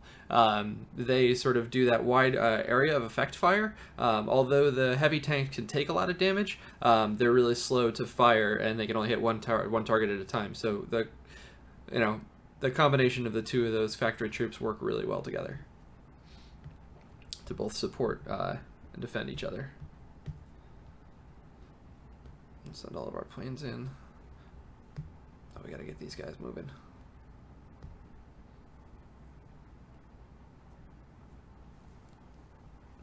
Lord Mosby says, "Why don't you try that strategy on a silo base?" That's a great question. You'll have to bring other things to bear when you attack your silo base. Like a huge umbrella. Yes. There's the flame projector. There it is. But look at the range on that. Yeah, it's pretty wild. I did some reading on this when I realized it was going to be in game, because honestly, I studied a lot about World War I, but I was not aware that this was the thing. Voosh. Yeah, well, it was facing off against a ton of tanks. Yeah, we basically brought all the tanks all at the same time. Yeah, and it wasn't used very frequently, but it was mainly a psychological weapon. I mean, the whole idea was to get people to get out of their trench and run in the opposite direction, which I think it did a wonderful job of doing. Yeah. So it was, mainly to terrify people. Yeah, which it did. Would have gotten me to move. I'm pretty sure. For sure, absolutely. Nice. So that's a lot of the World War I stuff that we added for troops and events and stuff. The other part comes in with the War Wing. The War Wing. Let's look at that for sure. Did you want to jump to patch notes next, or did you want to do? Yeah, let's do the patch notes. Okay. Let's jump over there. All right. So we have a bunch of stuff. We're going to talk about the War Hall, some general improvements to the game, the Centennial of the World War I Armistice, which we already kind of looked at, war manuals, bug fixes, and improvements. I'm going to jump on over to this and put this back over here. And we can open and close this as we want. There you go. One of the things I'm sure you guys have noticed is the on-screen indicators. They'll point out when Marco Polo arrives. They'll point out when your museum is full and you can collect more mysterious fragments. They'll point out for the crown boat. So that's something new that's a little quality of life stuff for this new release, so that we don't miss anything that's on the periphery of the map. But yeah, let's go into the War Wing. The World War Hall of the museum is now open. Tap here to follow the World War Hall.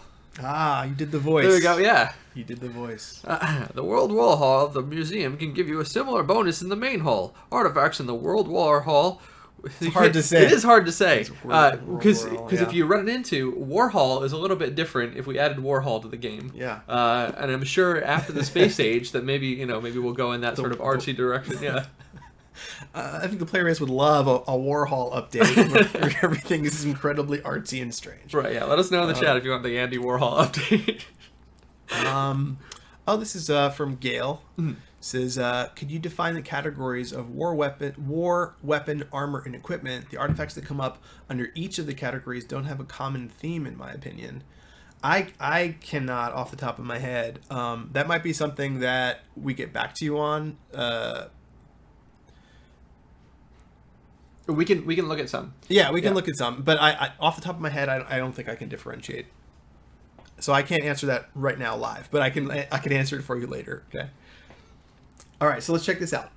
Tapping the archive, active benefits will display the benefits from your hall that are currently in, and you can more information. This is also part of the museum improvements, as the museum overview. So if you do any of the FATUIs, as we said, first time user experience, there we go, we're learning. Yeah. If you missed anything or need to know more about parts of the museum, you can go right back up here and learn about them or research them.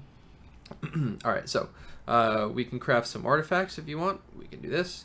And it will randomly give you, I'm sure as many of you have found out, it will randomly give you for main hall, right there with the red banner, or World War Hall with the blue banner. We also have some boxes we can open up so that we can certainly see. There we go. That's the first one, the F1 grenade. Excellent. So this isn't a weapon, and it's got, looks like guerrilla damage, MRL damage, heavy tanks, invading fighters, and ranged siege hit points. So that seems to be like it's all offensive troops. Trench knife is also an offensive weapon. Heavy infantry, invading armored car hit points, Oh, that is defensive as well. So some of that may have to do with museum reroll, which is a new feature as well. So if you don't like a particular stat, if you do like, oh, this has got a +3 bonus, but I wish that I had something maybe a little different, or maybe I don't want to, improve the invading armored car hit points, you can certainly hit the reroll button and change both the number and the type. You can reroll a single benefit of artifact by clicking on the reroll button. Rerolling will select another random benefit. Rerolling costs crowns, and only one benefit can be changed on each artifact. Benefits changed can be continuously rerolled. Benefits that are still locked can also be rerolled. Alright, so let's do it. So let's just say, for example, there we go. Now it's invading heavy cavalry hit points. So you can sort of jam on that. You need to pick just one line because it'll lock it in, but then you can change it until you are exchange of benefits until you're pleased with what you got. Yep, what you're working towards. Yep. So we also have some boxes here, I think, in our inventory. We can open those guys up. They are somewhere.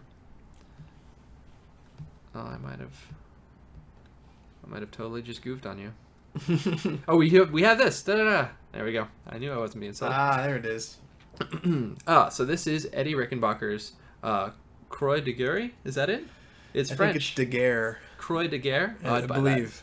I'd buy that. Yeah. So if you follow us on Facebook, if you like our Facebook page, you might have seen this 3D image as well. Yeah. You can grab it with your finger and you can spin it around if you're on your phone. You can use your mouse if you're on the desktop. We've got a series of these 3D images that are super, super fun, and you'll be able to see as the weeks go by. There we go.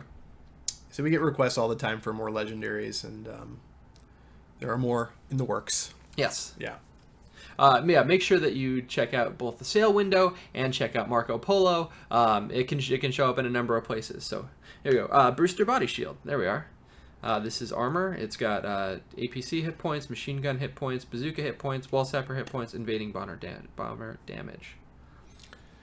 I feel like so many of the designs in World War I were just so wicked. Like, if you look at the way that like all the equipment was designed, it was just designed to be as menacing as possible and as just like as brutal as possible.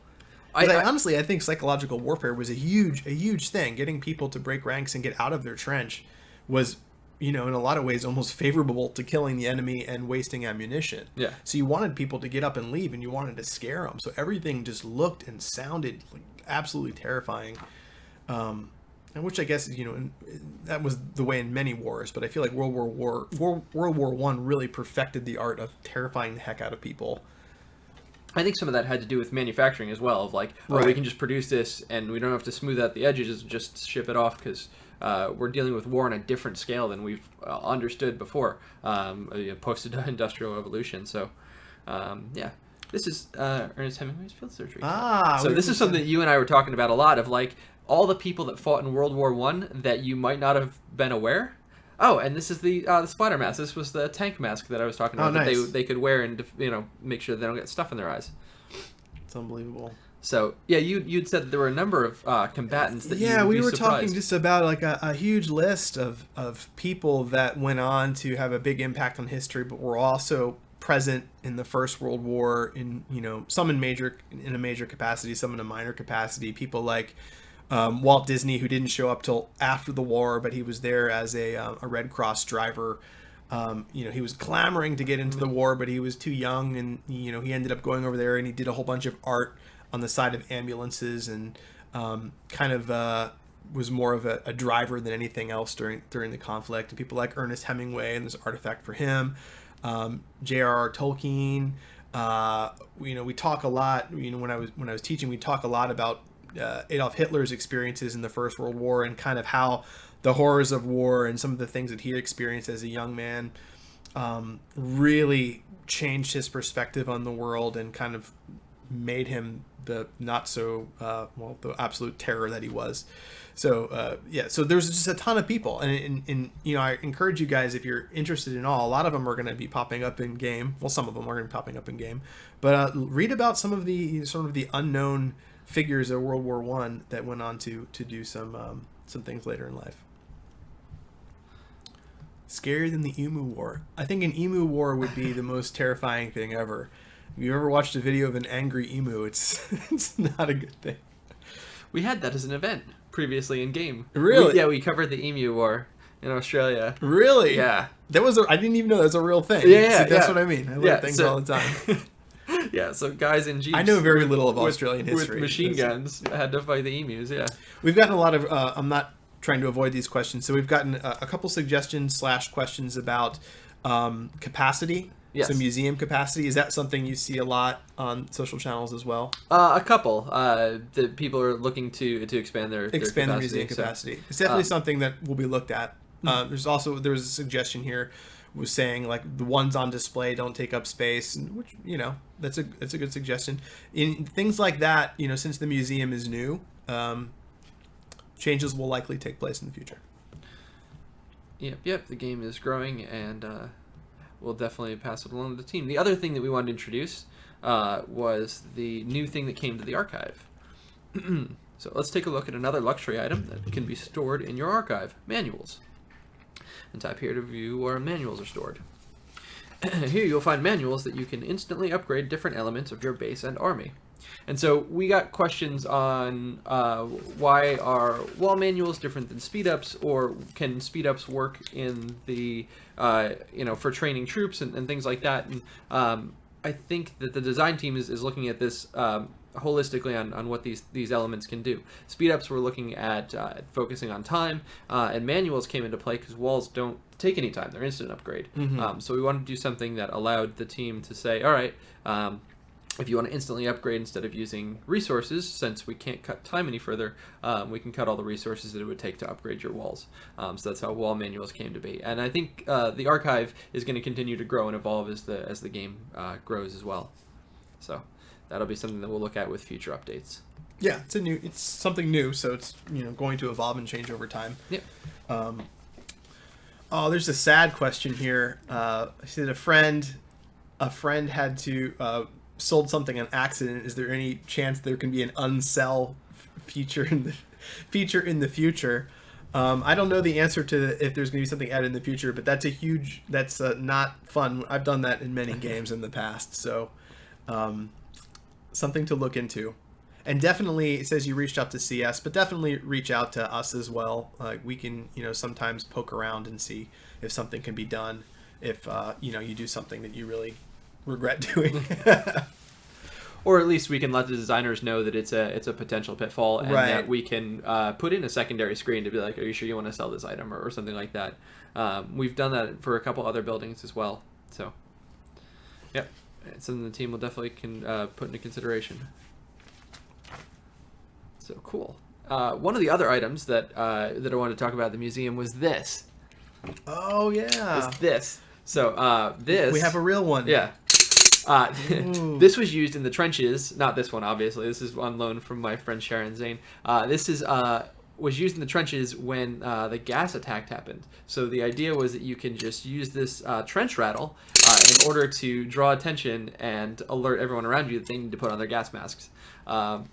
So this simple thing that feels like a kid's toy, or like something that you'd use for New Year's celebration usually, is a terrifying sound during the war. So yeah, I thought that was kind of fun and kind of neat to see in person in real life. And this also sort of felt the same way we were talking about. They just produce things just to put them on the line as quickly as possible. Like, right. This felt like you could mass produce these a whole ton and make sure that every guy got one. As they were going out into the field or whatever. It's very scary. So it's very scary.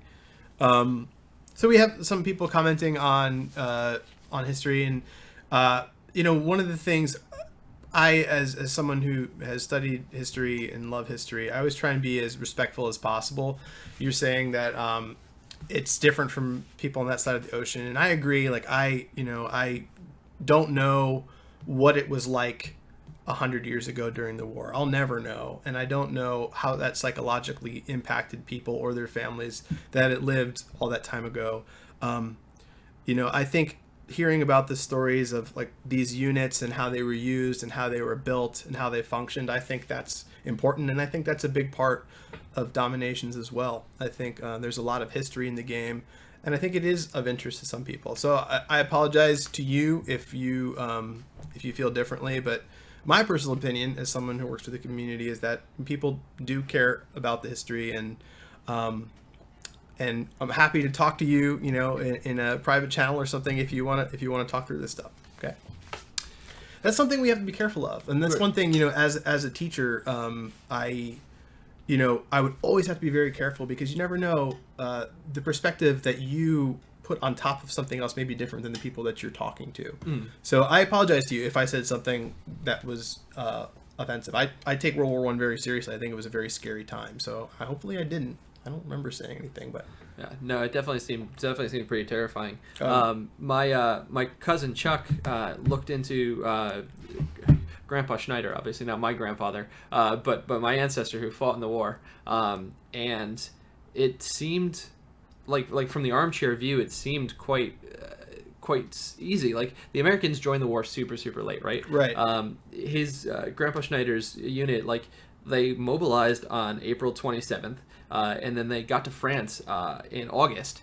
And so me, as an American, I'm like, oh, it's August. The war ends in November. And then he started to publish the daily field reports of all the dead and all the wounded and all the gas every day. And you're like, oh, nobody makes it to November. Oh, Yeah. that's scary or what? Yeah. It's absolutely terrifying. I just want to talk more about game. Absolutely, we always want to talk more about the game, and I didn't mean to call you out either. I I genuinely felt bad. I was like, oh, maybe I said something, that I shouldn't have said. But it's something as we always have to be careful of, especially if we're using second, third hand information that's read out of a book someplace. So let's keep poking through these patch notes. What else should we specifically focus on? Let's pull them up real quick while this battle's going on. Yeah.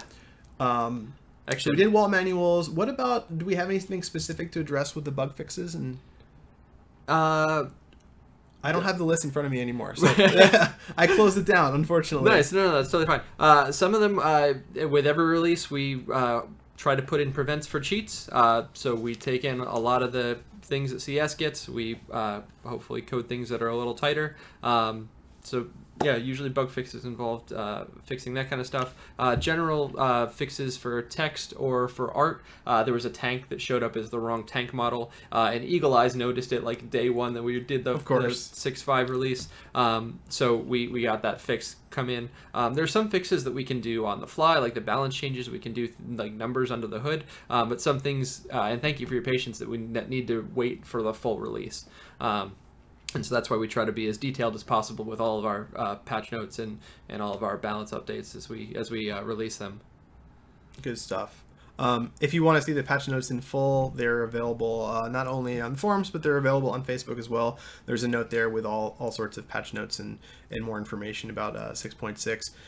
And we'll always obviously put them up as they, right as they come out. So we have a little bit of time left before the snow envelops us. Oh, there we go. Boom. Oh, nice. There are all the guys getting deployed. There we go. Let's look at this real quick. Yeah, they got 16 seconds left. We'll send in our planes to hopefully defend them a little bit. Oh, hang in there, guys. Yeah, there we go. The lone soldier.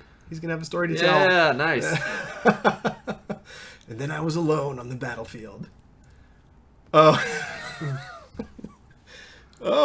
It had a happy ending. That's it. Send him home. Yeah, he had a happy ending. All right. We're going to clip that. Use it later. Good stuff.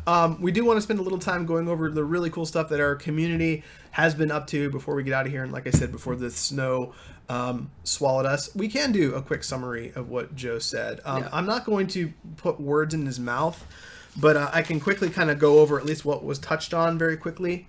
Let me hop back to this. Yeah. So we're not looking at a boring gray screen. But so we learned a little bit about Joe's background. We talked about his duties as a lead designer, and a lot of this stuff was also touched on his. He elaborated here, went into a little bit more detail, but it was also touched on his note on Facebook and also on the forum, so you can check his answers out there. We talked about barrack troop strength. We talked about plans to differentiate between strength of war bases. We talked about where DomiNations will be in 2 years, and I think he gave more information than we've ever really revealed, to my knowledge, publicly during that statement. I mean, we've hinted at some things. We've hinted, but I think it's the first time that I've heard a dev say publicly, there's stuff after Space Age, which is super cool. Oh yeah. So he also talked about leaderboard and matchmaking changes, what's on the horizon for that. Let's see, nation changes, which is a question that we get all the time. So he talked about nation changes, and he talked about let's see, battle timers, hidden information on bases, and that was the bulk of it. There were some questions I think we fielded on top of those. But all those answers, as soon as the stream wraps, they'll be available on Facebook Live. Well, not live, it'll be an archived video on Facebook, and it'll be available on Twitch as well. So I encourage you to look for the answers to those, and and kind of stew through those and look through those, because I think they were pretty good. So let's quickly do our community stuff before we get out of here in the community corner. Yeah. First of all, how you can participate. There's a million different things that you can do to kind of be a bigger participant in our community. Like I said, we do read all of our social channels all the time. A lot of you guys are coming up with really cool, great content, and we appreciate it. We're not going to, unless you show it to us and say, we would love to, show this off. We probably won't feature it on a stream unless you tell us you really want us to. We do look at YouTube videos every single week, and we put a collection of those together that we share with the team every week. So if you're making YouTube content, the odds are I have featured it before. There's like a young man that he makes videos with his dad. I want to say he's probably 9 years old. I include his videos every week. He has like barely any YouTube followers, but I love his videos and I love his passion. So if you're making stuff on YouTube, let us know. Sometimes we'll find it on our own. And if you're making other content, let us know. So the first thing is DomiNations Prime. There is, I can type this in here. There is a little thing I can type into chat so you guys can figure out how to join Prime. There we go. So there is a link that if you are interested in DomiNations Prime, you can go to that link and learn a little bit more. I have some things that I wrote down so I don't screw things up. So why don't you tell what you know about DomiNations Prime, and then I'll jump in.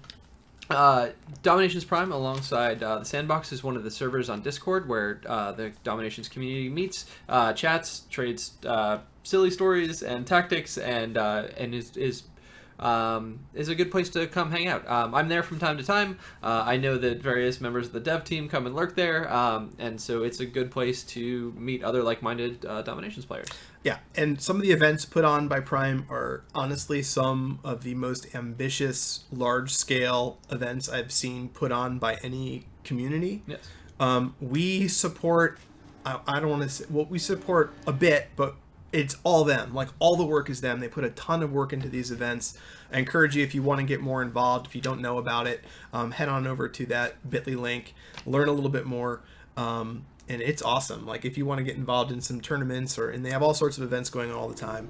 So definitely, well, we do a number of community wars where they're organized by you, the community, and then all we do is make the match, and the weekend is set. Awesome.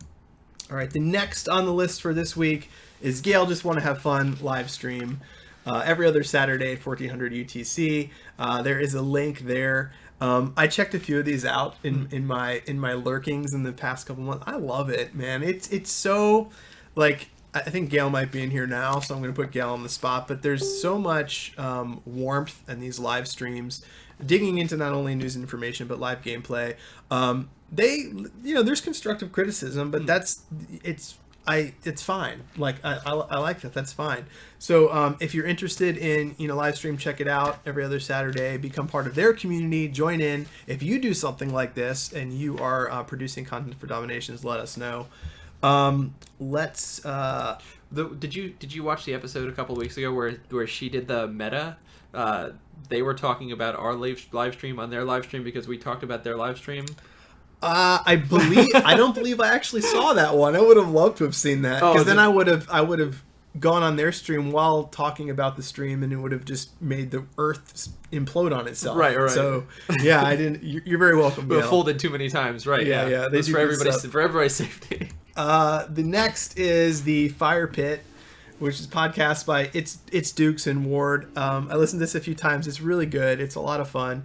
Definitely check it out. Unfortunately, I didn't add any links to chat, but I think Dukes was in here earlier. You may have to spell it out. I think I have links disabled. This is hard to share links if you have links disabled. But definitely check out the Fire Pit podcast. It's super cool if you're into Dominations. There, see, like he tried to do a link. I'll just mod you for next time, buddy. So yes, so spell it out, Dukes. Where people can find you. My apologies. I didn't have it written down because I was unprepared. But you can, if you want to do a throwback, you can find those links in the Discord groups. There you go. Join You can definitely join do Dominations that. Prime or the Sandbox, and you'll be able to find the group that's Fire Pit. All right, so the other thing is this is, I believe, still in the works. We talked about this last time. It's definitely something you can check in. Head to the bit.ly link there on this and learn a little bit more about the Relics Hunters Challenge. If my knowledge is correct, this is something still in the works, but it's all about being a good museum curator and building some cool artifacts. Ban him! Here you go. It's good stuff. All right, so we also had a number of one of the things that we do on the community side pretty frequently is we ask for base submissions, we ask for screenshots. I don't think we're showing screens off on this particular stream, but one thing we are going to do is look at some players that submitted bases. So usually about once a month, maybe once every 3 weeks, we'll ask for base submissions, and we gather them all up, we look at them, and then we can look at them live on these streams. So it's just a cool way for us to show off all of your hard work and all of your cities. So the first one we're going to look at is I'm No Angel. And the fun part about this for us is that we see you on the forums all the time, and then we get to look at your base and be like, oh, cool, look at this layout. Look at the concentric squares that you've got where you clearly are defending your oil very well. And it's just interesting to see where you place your walls. I'm wondering if there's intentional gaps with traps of like, oh, is there a trap like dead center there? Or if there's like certain pathing things that you know that it'll hopefully defend against some of the other units. One of the other things that I've gotten used to checking is all of the corners. Like immediately I go to like a single corner and be like, all right, is there Forbidden City somewhere, or is there like some outlier building that you need to think about as you with your attack strategy and stuff like that. The other thing that's neat about all the players that send in their bases is that there's a wide range of ages. It's not just all Cold War players. It's, you get medieval players or you get Iron Age players that be like, look at my base. Right. I'm just starting the game and I'm super excited about it. And it's awesome to see the whole breadth of the player base. Rusty Bucket says hello. Hello, Rusty Buckets. Howdy. Yeah, I love looking at these bases. Yeah.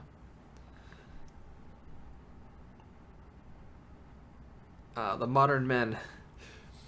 So through the power of technology, we've copied your bases and put them in our alliance, so that way it's easy to keep you all together. If you're watching and confused while you're in two alliances, right. You're like, what have you done? Yeah. Yes. Yeah, so there's like a lot going on. This is cool. This is a cool base. Yeah, the other thing that's neat is all the stuff that people will hold out to be like, oh, look, I've got all these piles of gold. Like, there's not a lot of ways to decorate your base, but players have definitely learned, like, oh, we can save some of the statues or the relics or whatever else that are the runes that are underneath the forest when you clear them out. Like, you can save those and keep those as my decorations all over. first several bases were very decorative, and some of it was very non-functional because I was getting my butt kicked. But yeah, I loved just the nerdy strategy and architectural planning aspect of it. Yeah. Especially because you get to see what they're doing, even with their wonders or whatever else. So you've got like Versailles there, which slows down troops. You've got these two mortars on either side of the town center. So the idea is that even if you drop your dudes here, they're just going to slow up, and then they're just going to get pounded on by both those mortars from either side, thinking that they can get a quick victory just because it's one wall to your town center, but it's not even, wouldn't even be that. So nice. And then these whole sniper towers is a backstop.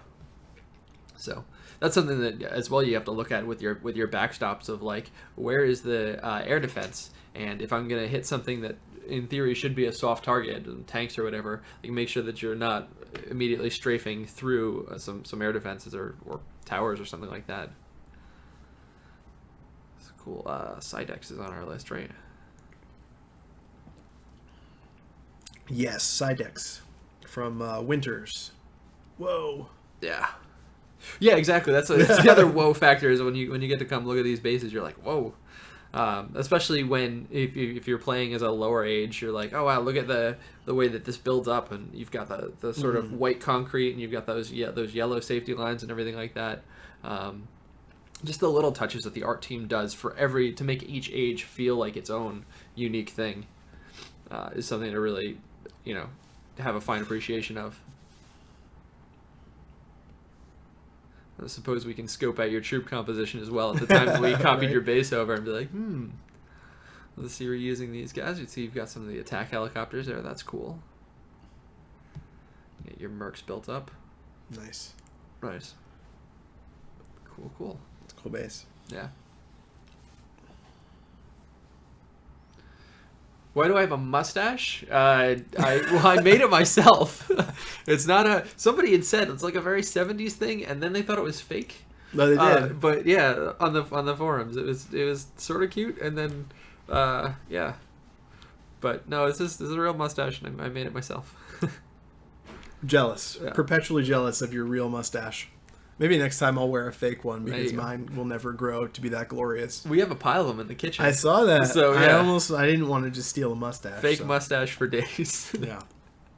Awesome. Who else is Warbound is on our list, right? Yes. Cool. Ba-ba-ba.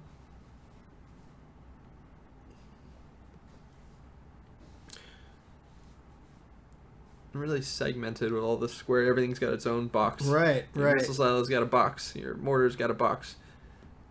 Yeah, one way in, one way out for your heavy tank on defense. Every once in a while, you'll see somebody who's completely walls in a unit deploying building. I've done that before in the past. Right. Yeah, I'm just like, what have I done? Right, and you have to sort of wonder, is that intentional? Like, do you want the players to break through the wall and then just be met with a flood of defensive units, or is it just simply I forgot to put a door in so they can't get Right. out now? Yeah. Right. But yeah, nice. And there's a lot of time and care that goes into making sure all your buildings or all your houses are spread out there and stuff like that. So that's Very cool. Yeah. Cool. Well, we're almost out of time, so let's do this, and I'll say my quick little piece here at the end. There were a lot of questions, obviously, that came through on chat, and there's literally 99 here in Facebook. I haven't even gotten a chance to scroll through while we're streaming, so we're gonna have to go back and look at a lot of those. We very much appreciate it, and I know that just sounds, just words, but we do. We appreciate you guys taking the time to show up. We will read through all of these, and all your questions and concerns will filter back to the team, and we'll go from there. But the best place that you guys can find us is obviously on our social channels. We have, of course, Twitch, which is here at Nexon Mobile. We have Twitter, Play DomiNations, Facebook, Play DomiNations. We have our forums, and like I said, there is some great stuff by Joe Grubb on there addressing some community hot topics that we put up on Monday. If you haven't looked at that yet, please do so. It's really, really great information. I think he answers some questions that people have been asking for a while. Continue to ask those questions, and we will continue to answer them, okay? And, of course, there's Rally Point, and the link is there. What else? What else do we have to say? I think that's about it. If we want, we can hunt that turkey, because if people had said oh, there's a turkey on your base, yeah. Let's hunt it. Thanksgiving's coming soon. Let's get him. I don't know. You guys probably have your audio on. It's got this great gobble noise. So get him. Get the turkey. Let's hunt that turkey. Yeah. And we'll end on the hunting of the turkey. Yeah. So keep your eyes peeled for the turkey blessing for Thanksgiving next week, because it's here in the U.S. I know they have it different in Canada, but yeah. Awesome. So of course, like I said, this entire stream will be available on Twitch TV for a while, and then it'll be available on Facebook forever and on YouTube forever. YouTube will probably be tomorrow. Facebook and Twitch will be later on today. So please check it out there if you want to see the first hour of depth conversation. I think there's a lot of really interesting and fun information in there, especially if you are interested in development and all, or if you want to know answers to some of those hard-hitting community questions. We'll be back later. We don't have a date planned yet for the next stream, but we will work on one, and we'll let you guys know when one is in the works.